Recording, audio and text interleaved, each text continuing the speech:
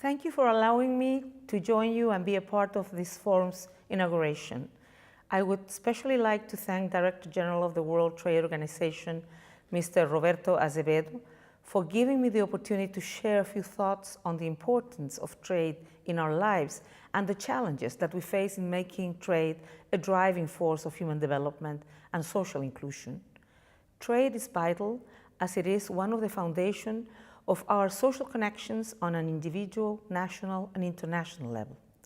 In the world of trade, people and societies are producers and consumers, transforming their job into something of value and thus satisfying their needs. Quality trade practices are linked to progress of societies. For this reason, there is no development or justice nor well-being for men and women if we do not accept the challenges and opportunities that trade presents us. Each age has its own demands.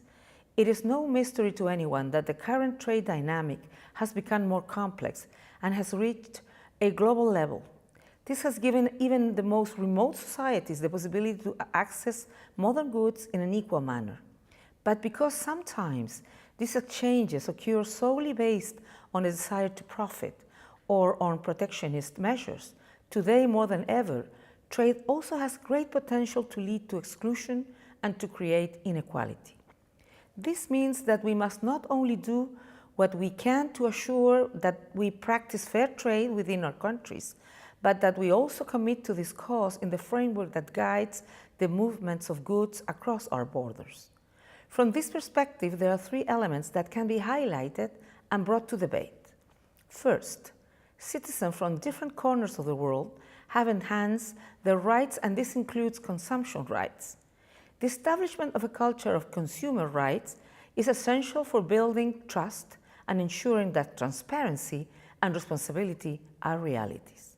When consumers' trust is greater, producers will have more dynamic opportunities, and this will be a contributing factor to inclusion and equality in societies. Needless to say, and we have known this since ancient trade theories, an inclusive economy strengthens democracy. As such, in each country, in each society, with its own unique particularities, efforts should be made to advance further in consumer rights in order to guarantee not only the stability and protection of economic activity and job creation, but also ensure that democratic institutions and social cohesion function. Secondly, together with guaranteeing our rights, it is necessary to establish new responsibilities. All of us can commit to consume more responsibly so that the type of trade that the future demands will be possible. Trade is a long chain that involves numerous stakeholders, and respecting the dignity of each of them is our shared duty. Any intervention on each level has enormous repercussions. We must be aware of this collective power that has no borders, from the authorities to citizens, from coffee production in Costa Rica to the table in a home in Norway, from the copper that is extracted from mines in the Andes Mountains to the child that uses a computer in China. Our forms of trade have a direct effect on the lives of other people, on the organization of other communities, and on our shared natural wealth.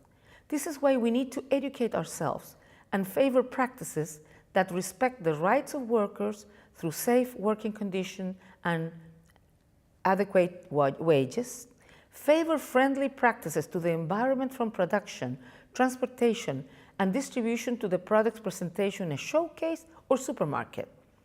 We also must be respectful of the traditional practices of different groups, which contribute to the cultural diversity of our planet.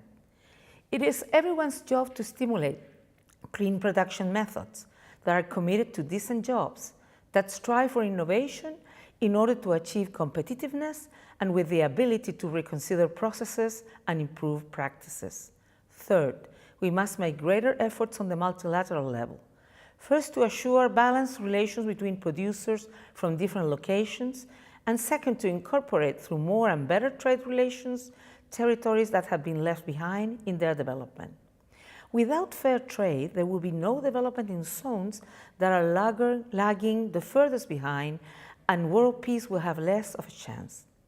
Our biggest challenge continues to be making trade a contributor to democracy world peace, and the well-being of individuals, wherever they may be. This requires all of us to agree upon effective mechanisms to solve our differences in this domain, to encourage new strategic alliances, and to open ourselves to innovation in our regional and sub-regional projects with new modalities on trade cooperation.